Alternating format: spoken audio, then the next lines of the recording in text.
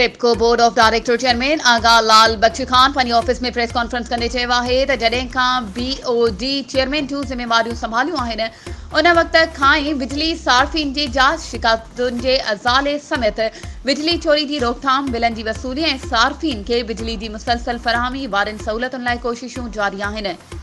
लाल बख्शी खान ॿुधायो त सार्फिन खां 5 अरब रुपयनि जी वसूली कई आहे जॾहिं त 171 अरब रुपया अञा बि सार्फिन ॾांहुं रहतूं आहिनि जिन जी वसूली लाइ क़दम खयां आहिनि। जेकॾहिं बिजली चोरी बंदि थी त लोड शेडिंग भी ख़त्म थींदी ऐं बिजली जा अघ भी घटि थींदा।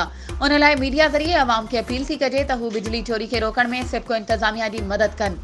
BOD चेयरमैन आगा लाल बख्शी खान चयो त वाबदा फाउंडेशन तरफ़ां सखर में ट्रांसफार्मरनि जी जदीद मशीनरी ज़रिए रिपेयरिंग करण लाइ 25 मिलियन रुपयनि खां वधीक जी लागत सां जदीद वर्कशॉप क़ाइमु कई आहे जिते रोज़ानो सवें ट्रांसफार्मर रिपेयर थींदा जंहिंसां सेप्को खे करोड़े रुपयनि जी बचत थींदी।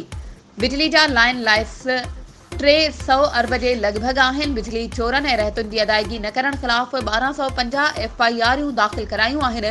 बिल अदा न कंदड़ मुख़्तलिफ़ पाड़नि मां 618 ट्रांसफार्मर लाथा आहिनि।